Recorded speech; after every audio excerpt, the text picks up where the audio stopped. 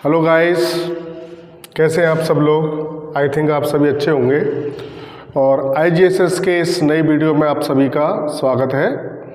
और आज हम एक ऐसे टॉपिक के बारे में बात करने जा रहे हैं केमिस्ट्री के जिसको बनाने में, है ना, साइंटिस्ट को 200 से भी अधिक वर्ष लगे।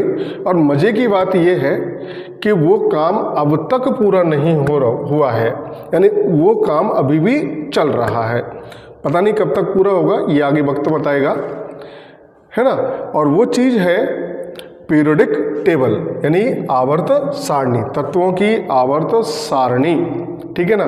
तो आज अपना टॉपिक है क्लास 11th का केमिस्ट्री का periodic table and periodicity in properties, है ना। तो उसका पहला पार्ट हम करने जा रहे हैं हिस्ट्री ऑफ पीरियोडिक टेबल्स और जेनेसिस ऑफ पीरियोडिक टेबल। इसका मतलब है कि आवर्त सारणी जो आज हम पढ़ते हैं वो बनी कैसे, ठीक है ना। तो जैसा कि आपको पता है जो आवर्त सारणी है ना, आज हम पढ़ते हैं आवर्त सारणी को एक ग्रुप के रूप में एलिमेंट्स को पढ़ते हैं। तो सिमिलर प्रॉपर्टीज़ वाले जो एलिमेंट हैं वो एक जगह पर आ जाते हैं, जिसकी वजह से हमें एलिमेंट का जो फिजिकल और केमिकल प्रॉपर्टीज़ होता है उसको आइडेंटिफिकेशन करने में, उनका स्टडी करने में हमें सहूलियत मिलती है, हमें फ़ायदा होता है, यानी हम इजी वे में उनको आइडेंटिफाई कर पाते हैं। लेकिन जैसा कि दिखता है वैसा हुआ नहीं है, ठीक है ना। मतलब क्या है मेरी इस बात का कि आज जितनी सरल हमें आवर्त सारणी दिखाई देती है उसका विकास इतनी आसानी से या सरलता से नहीं हुआ है। आज जो हम आवर्त सारणी की बात करके चल रहे हैं ये लगभग वैज्ञानिकों की 200 वर्षों की मेहनत का परिणाम है, ठीक है ना। अब हम इसको समझते हैं कि क्या है, कैसे क्या है। जब हम बात करते हैं सन 1800 की बात करके चलें तो सन 1800 के समथिंग, ठीक है ना, दुनिया में हमें जितने भी एलिमेंट ज्ञात थे उनकी संख्या थी अप्रॉक्सीमेट 31 एलिमेंट हमें पता थे, ठीक है ना। आज हमें पता है कि एलिमेंट्स के जो नंबर हैं वो अप्रॉक्सीमेट 117 है, ठीक है ना। तो जब लेकिन 1800 की बात करें तो उस समय 31 एलिमेंट्स ज्ञात थे और 1865 आते आते इनकी संख्या 63 हो गई। मतलब जैसे जैसे टाइम बीता नए नए एलिमेंट्स का डिस्कवर होता गया और हम उनके बारे में जानकारी लेते गए। तो ये एक बेसिक फंडामेंटल होता है कि 31 से 63 हो गए। और आज हम बात करके चलें अप्रॉक्सीमेट मॉडर्न एज में, तो आज हमारे पास जो एलिमेंट्स के जो नंबर हैं वो 117 है ना। प्रेजेंट टाइम में हमारे पास 117 एलिमेंट्स प्रेजेंट हैं, ठीक है ना। लेकिन जैसा कि आपको मैंने बताया, जब इतने सारे एलिमेंट्स हो गए, जैसे अगर 31 या 65 की ही बात करें तो 65 एलिमेंट्स को उनके फिजिकल एंड केमिकल प्रॉपर्टीज़ को बनाए रखना, याद रखना, उनका स्टडी करना, ठीक है ना, टिपिकल होता गया जैसे जैसे नए एलिमेंट्स डिस्कवर होते गए, ठीक है। तो इसी चीज़ को बताने के लिए कि भाई अब इन एलिमेंट्स को कैसे इनका स्टडी किया जाए, कैसे उनको प्रॉपर्टीज़ को हमें समझने में, याद रखने में हमें सुविधा हो, तो इसके लिए एक सबसे फर्स्ट ऑफ ऑल एक साइंटिस्ट आए थे, लैवोशियर, ठीक है ना। लैवोशियर, इन्होंने ये बताया कि जितने भी एलिमेंट्स हैं इनको 2 पार्ट्स में डिवाइड किया जा सकता है। एक तो होता है मेटल और सेकंड होता है नॉन मेटल, यानी इनको अपन बोलेंगे धातु और ये हो जाएंगे आपके अधातु। अगर अपन धातु की बात करके चलें तो जैसा कि आप जानते हो, अगर आपको नहीं पता है तो आप समझ लें कि धातु का मतलब ये होता है कि ऐसे हम एलिमेंट्स की बात करते चलते हैं जिनमें कोई स्पेशल ब्राइटनेस होती है, यानी विशेष चमक होती है, धात्विक चमक जिसको अपन बोलते हैं, वो चमक इसके अंदर होती है। सेकेंडली, इनके अंतर्गत ये सभी हीट एंड जो लाइट है, करंट है, करंट इनमें से फ्लो हो जाता है। यानी कि ये विद्युत और ऊष्मा दोनों के क्या होते हैं, कंडक्टर होते हैं, दोनों के सुचालक होते हैं। ठीक है ना। इसके अलावा इनमें एक गुण होता है तन्यता का। ठीक है ना। तन्यता मतलब इनके तार बनाए जा सकते हैं, जैसे कि आयरन है तो आयरन के तार बन जाते हैं, सोना है सोने के तार बन जाते हैं, चांदी है तो चांदी के भी क्या बन जाएंगे, तार बन जाएंगे। तो इस तरह से जो मेटल है उनके तार बनाए जा सकते हैं। ये जो प्रॉपर्टी है वो तन्यता, टेंसिटी कहलाती है। ठीक है। अब एक है इसमें आघात वर्धनीयता। आघात वर्धनीयता, इसका मीन क्या है? इसका मीन क्या है, देखो वर्ड से पता लग रहा है। आघात, आघात का मतलब चोट करना, और वर्धन, वर्धन यानी कि बढ़ना। ठीक है ना। क्या चीज़ बढ़ना? उसका पृष्ठीय क्षेत्रफल बढ़ना। ठीक है।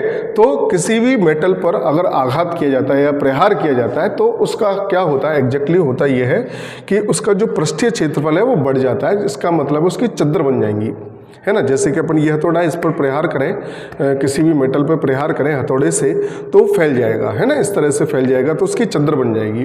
तो इस तरह का जो प्रॉपर्टी होता है वो मेटल में होता है। इसके अलावा एक स्पेशल प्रॉपर्टी की ओर बात करके चले, मेटल ऑलवेज पॉजिटिव आयन बनाते हैं। मेटल पर ऑलवेज कौन सा चार्ज आता है? पॉजिटिव चार्ज आता है, यानी कि पॉजिटिव आयन बनाते हैं। सेकेंडली बात करके चलें तो ये जो प्रॉपर्टी होगी वो मेटल में होगी, तो इसके अदर एग्जाम्पल हो जाएंगे। जैसे कि अगर अपन बात करें तो जैसे कि आयरन है, ठीक है ना, Ag है, ठीक है, कॉपर है, ठीक है, मरकरी है, ठीक है, और Au गोल्ड, ठीक है, सोना चांदी कॉपर, इस तरह के जो सारे मेटल्स हैं वो सब इसके अंतर्गत आ जाएंगे। जितने भी सारे एलिमेंट्स हैं उसके अंतर्गत आ जाएंगे। ठीक है ना। तो ये सारी प्रॉपर्टीज़ मेटल्स के अंदर होती है। एक प्रॉपर्टी और अपन बात कर सकते हैं कि ये सभी कैजुअली अपन ये बात करें कि ये सॉलिड होते हैं। ये सभी क्या होते हैं? सॉलिड यानी ठोस होते हैं। हाँ, यहाँ पर एक एक्सेप्शन होता है Hg के लिए। ठीक है ना। तो Hg लिक्विड होता है, ये आप ध्यान में रखें। एक केवल एक एलिमेंट है मरकरी, है ना, जो मेटल भी है और लिक्विड भी है। ठीक है ना। बाकी सभी जितने भी एलिमेंट हैं सब सॉलिड फेज में होते हैं। ठीक है ना। और ओबियसली इनके जो मेल्टिंग पॉइंट है या बॉइलिंग पॉइंट है वो क्या होते हैं? हाई होते हैं, वेरी उच्च होते हैं, वेरी हाई होते हैं। उसका रीजन ये होता है कि इनमें स्ट्रॉन्ग मेटेलिक बॉन्ड होता है ना। लेवोशिये ने ये बात नहीं बताई। ये तो हम आगे बात करके चल रहे हैं। लेवोशिये का जो बेसिक फंडामेंटल था वो इन 4-5 प्रॉपर्टीज़ को लेकर था, जिसके आधार पर उसने मेटल्स एंड नॉन मेटल्स को डिवाइड किया। सेकेंडली अगर बात करके चलें, ठीक है, तो अधातुओं में या नॉन मेटल्स में कोई भी ब्राइटनेस नहीं होती। ठीक है ना। हीट और करंट इन दोनों में भी कंडक्शन नहीं होता, यानी कि ये इनके कंडक्टर नहीं होते हैं, कुछ अलग होते हैं। हाँ, यहाँ भी एक इसका एक्सेप्शन बनेगा, ग्रेफाइट। ये नॉन मेटल है लेकिन ये विद्युत का सुचालक होता है, कंडक्टर होता है। ठीक है ना। इसके अलावा इनके अंतर्गत ये प्रॉपर्टीज़ नहीं होती है, ना ये इनमें तन्यता होती है, ना इनमें आघात वर्धनीय होती है। बजाय इसके इनमें एक अलग गुण होता है भंगुरता का। भंगुरता का मतलब कि जब इन पर प्रहार किया जाता है तो ये बिखर जाते हैं, फैल जाते हैं, टूट जाते हैं छोटे छोटे टुकड़ों में। और एक अलग प्रॉपर्टी और बनेगी कि इनमें नेगेटिव आयन होता है, यानी कि ये नेगेटिव चार्ज गेन करते हैं। जस्ट लाइक जैसे कि क्लोरीन है, ब्रोमीन है, आयोडीन है, ऑक्सीजन है, नाइट्रोजन है, इस तरह के जो एलिमेंट हैं वो कैजुअली नेगेटिव चार्ज को गेन करते हैं। ये प्रॉपर्टीज़ मेटल्स और नॉन मेटल्स। फिर उसके बाद क्या देखा गया, लेवोशिये ने देखा कुछ ऐसे मेटल्स भी उसको मिले जिनकी प्रॉपर्टीज़ मेटल और नॉन मेटल दोनों से मैच करती थी। तो उनके लिए उसने एक नया ग्रुप बनाया और उसको सब मेटल नाम दे दिया, सब मेटल। ठीक है ना, या मेटलॉइड भी बोल देते हैं। तो इनको बोलते हैं उपधातु। इनके अंतर्गत उन प्रॉपर्टीज, उन एलिमेंट्स को यहाँ पर रखा गया जिनके अंतर्गत जिसमें यानी मेटल और नॉन मेटल दोनों की प्रॉपर्टीज पाई जाती हैं। लाइक जैसे कि आर्सेनिक है, एंटीमनी है, वो इसके अंतर्गत हो गए। ठीक है, तो ये एक, तो इस तरह से लेवोशिए ने जो एलिमेंट्स थे उस समय जितने भी एलिमेंट्स उसको ज्ञात थे उसने उसको इस तरह से डिवाइड किया। ठीक है ना। अब ये जो क्लासिफिकेशन है, इस क्लासिफिकेशन में बहुत सारी प्रॉब्लम्स थी। जैसे कि अगर अपनी ये बात करें कि पॉजिटिव आयन होते हैं, ठीक है ना, तो किसी पर +1 चार्ज आ रहा है, किसी पर +2 चार्ज आ रहा है, किसी पर +3 चार्ज आ रहा है, तो ये मेटल्स के साथ एक यानी कि यहाँ पर उनकी प्रॉपर्टीज़ में भी जो है उनमें भी वेरिएशंस आने लगे। ठीक है ना। अभी जैसे कि कोई भी मेटल होता है, कोई मेटल है वो ज़्यादा एक्टिव है, कोई कम एक्टिव है। ठीक है ना। कोई जिसको हम, कोई मेटल ऐसे भी हैं जिनको हम एनवायरनमेंट में रख ही नहीं सकते, है ना। जैसे सोडियम है, सोडियम को एनवायरनमेंटल में रखा ही नहीं जा सकता। ठीक है, जबकि अपन आयरन को रख सकते हैं। तो इस तरह से उनकी एक्टिविटी में या उनकी अदर जो प्रॉपर्टीज़ हैं उनमें डिफरेंस हुआ, तो ये प्रॉब्लम क्रिएट हो गई। तो ये जो मेटल्स का या नॉन मेटल्स और सब मेटल्स में उसको डिवाइडेशन था वो इनकम्प्लीट फील हुआ। ठीक है ना। अब उसके बाद साइंटिस्ट इसके बारे में प्रयास करते रहे। तो एक बात फिर साइंटिस्ट को पता लगी कि यार क्यों ना, क्योंकि जब एक साइंटिस्ट आए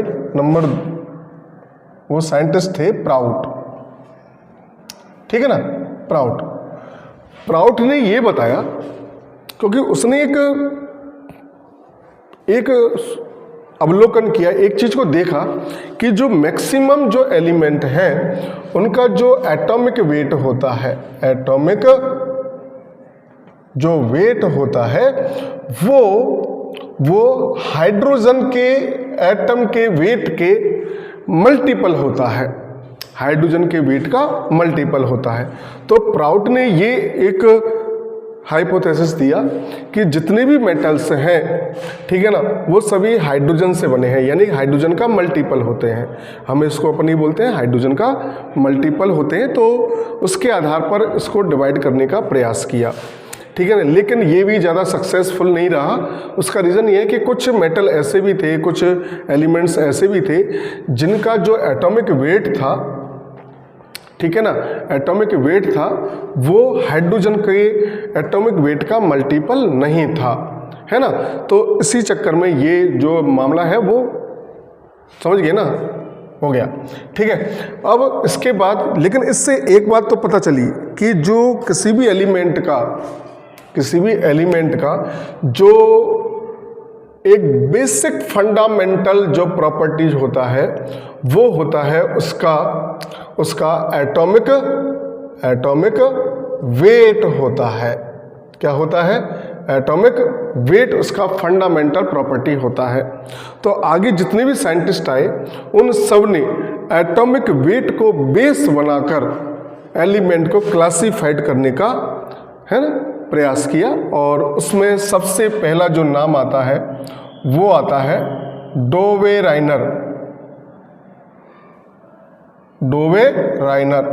ठीक है ना।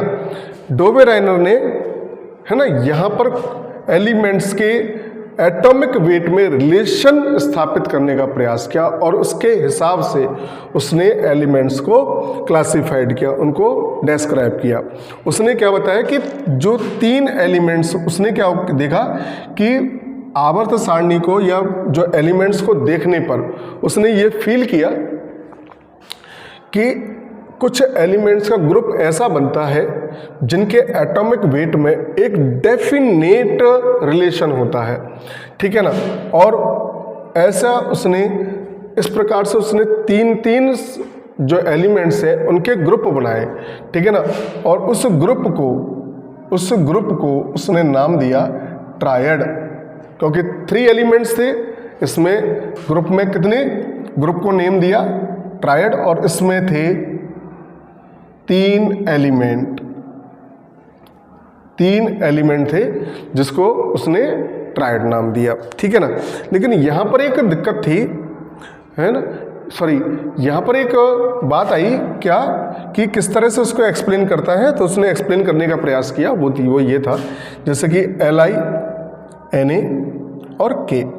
अब इसका जो एटॉमिक वेट होता है वो होता है 7, इसका एटॉमिक वेट होता है 23, और इसका एटॉमिक वेट होता है 39। ठीक है ना। अब इसमें रिलेशन स्थापित करने का प्रयास किया तो उसने देखा कि Na का जो एटॉमिक वेट होता है वो Li का एटॉमिक वेट और पोटेशियम के एटॉमिक वेट का, है ना, एवरेज होता है ना। तो ये हो जाएगा 7 + 39/2 और ये आता है 23 और सोडियम का भी कितना होता है 23। तो इस प्रकार से, ठीक है ना, इस प्रकार उसने डोबेरेनर ने, है ना, ट्राइड बनाया और ट्राइड में उसने 3 एलिमेंट्स के जो एटॉमिक वेट हैं उनके बीच में रिलेशन स्थापित किया। रिलेशन क्या था कि जो एंड पॉइंट का एटम होता है उसका जो एटॉमिक वेट का जो एडिशन, उसका जो एवरेज होता है वो मिडिल एटम के, यानी कि बीच वाले जो एलिमेंट है उसके एलिमेंट के एटॉमिक वेट के इक्वल होता है। इसका मतलब है कि जो ट्राइड में, है ना, बीच वाले मध्य के तत्व का परमाणु भार सिरे के परमाणु भारों का औसत के बराबर होता है। तो इन दोनों का औसत किसके बराबर हो जाएगा, इसके बराबर हो जाएगा। इसी प्रकार से उसने और भी अनेक ट्राइड बनाने का उसने काम किया है। तो वो लगभग इस तरह से 3 से 4 ट्राइड बना सका। जैसे कि आप बात करके चलें तो देखें Cl, Br और I, है ना, इसका होता है 80, 80, इसका होता है 35.5, इसका होता है 127। तो देखा जाए तो इन दोनों का जो एटॉमिक वेट का जो एवरेज होता है वो अप्रॉक्सीमेट 80 आता है। तो आप ये ना सोचें कि एग्जैक्ट वही मान आना चाहिए, वो एवरेज में थोड़ा बहुत ऊपर नीचे हो सकता है। ठीक है ना। तो इस बात को आप ध्यान रखेंगे। तो ये चीज़ आपकी समझने की है। तो ये 80 के अप्रॉक्सीमेट आता है, तो थोड़ा बहुत ऊपर नीचे हो जाए कोई दिक्कत वाली बात नहीं है। तो इस तरह से उसने 3 तत्वों के ग्रुप बनाए, लेकिन वो, जैसा कि मैंने आपको बताया, वो 3 या 4 ग्रुप ही बना सका था, इसलिए ये ज़्यादा सक्सेसफुल नहीं रहा। ठीक है। और सबसे बड़ी बात, इसने जो ग्रुप बनाए वो कुछ ही एलिमेंट्स के बनाए, सभी एलिमेंट्स के ये ग्रुप बना नहीं सका था। ठीक है ना। और इसका जो बेसिक जो एक्सपेरिमेंट था, बेसिक जो वर्क था, वो कैल्शियम एटम तक ही था, है ना। कैल्शियम तक की उसने बात करी थी, जहाँ पर उसने 3 एलिमेंट्स के और उसने ग्रुप बनाए थे जिनको उसने ट्राइड नाम दिया था। ठीक है। लेकिन जब आगे डिस्कवर होने लगे एलिमेंट्स, तब ये ट्राइड रूल फेल हो गया, क्योंकि वहाँ पर ये रूल फॉलो ही नहीं कर रहा था। जब फॉलो ही नहीं करेगा तो रूल फेल होना ही है। तो इस तरह से ये जो रूल है वो आगे चल के फेल हो गया। लेकिन इस नियम का सबसे बड़ा एक पॉजिटिव पॉइंट क्या रहा कि साइंटिस्ट को एक बेस मिला कि हम एटॉमिक वेट के अकॉर्डिंग भी इसको बेस बनाकर हम एलिमेंट्स को, है ना, डिवाइड कर सकते हैं, उनको ग्रुप में बांट सकते हैं। जैसे कि उसने 3 एलिमेंट्स का ग्रुप बना दिया, तो आगे ये समझ में आएगा हमें कि ये एक इसका मील का पत्थर साबित हुआ डोबेरेनर का ये तर्क नियम, ट्राइड रूल्स, क्योंकि यहाँ से हमें ये पता चलेगा कि एग्जैक्टली होता क्या है कि ग्रुप बनाया जा सकता है जिनका एटॉमिक जो वेट होता है वो इस रूल के अगर फॉलो करता है तो उनके जो फिजिकल और केमिकल प्रॉपर्टीज हैं वो भी क्या होती हैं, इक्वल होती हैं। एक तो ये इस बात का पता चला। तो इस तरह से यानी कि हम एलिमेंट्स को ग्रुप बना करके और उनको क्लासिफाइड कर सकते हैं। ठीक है। तो आज के वीडियो में हमने आपको 2 साइंटिस्ट का, आपके 3 साइंटिस्ट के बारे में आपको बताया है, जो कि आपको बताते हैं कि एलिमेंट्स का जो क्लासिफिकेशन है उसका डेवलपमेंट किस तरह से हुआ। ठीक है ना। वीडियो का ये सेकंड पार्ट में, इस वीडियो के सेकंड पार्ट में हम आपको जल्दी ही मिलेंगे। तब तक के लिए खुश रहें और लाइक और शेयर जरूर करें।